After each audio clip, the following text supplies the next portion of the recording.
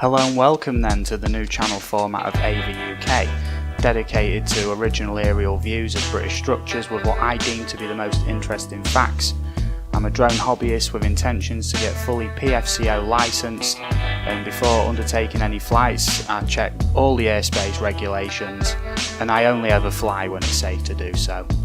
All my facts on the Humber Bridge came from Wikipedia with a little bit of shuffling about, a bit of cherry picking here and there, and I will provide a link for that page in the description below. Okay, let's get started.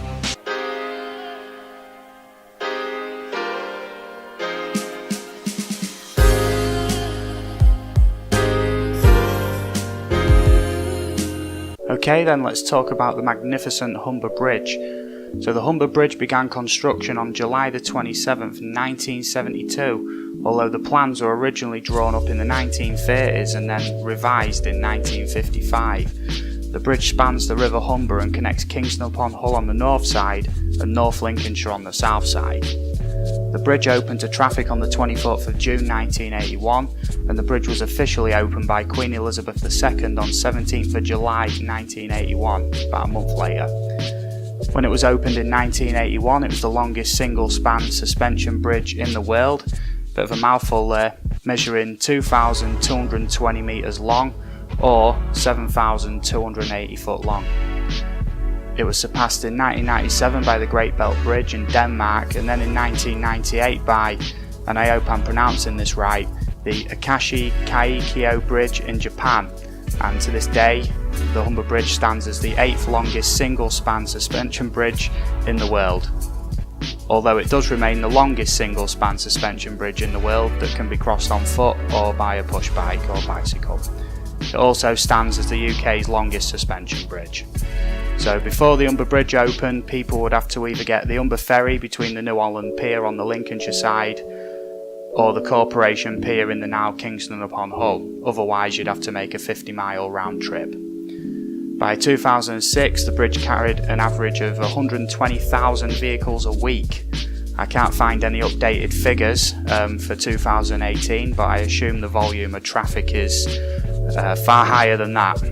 So the towers of the bridge are 510 foot tall, and although they're both vertical, they're actually 1.4 inches apart at the top to accommodate for the curvature of the earth. That's just how long the bridge is, so apologies in there for anybody of the flat earth persuasion.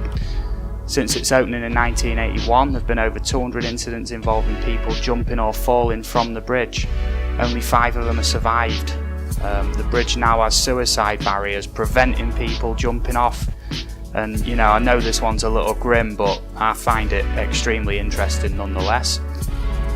The cost of constructing this bridge in 1981 was £98 million and totaled £151 million in total altogether when interest was added on.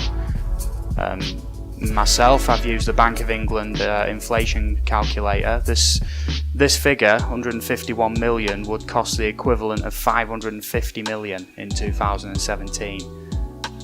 This cost has been blamed for toll increases on several occasions, not the 550 million, but the original cost. Several campaigns and protests have been held, either promoting a toll-free bridge or blocking toll increases, especially to medical patients needing access to healthcare in Hull and beyond.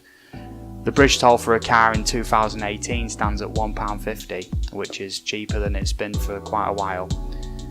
So in the run up to making this video, I was super excited, and even though I'm a Grimsby lad, it was the first time I've actually stood on either side of the bank and actually admired the sheer scale of the bridge. You get a good perspective of it when you actually stood kind of underneath it to the side, and it really is an amazing bridge. And I'm not one for bridges. So since doing this video, I do appreciate the significance of the Humber Bridge far more. It was an amazing evening for the flight, especially. The conditions were perfect. Big thanks to my mate Lee for getting me there and being a great spotter for me. So I will be making more videos. I've already built up a substantial amount of other aerial footage, mainly from around Lincolnshire, but I do have plans to go much further afield.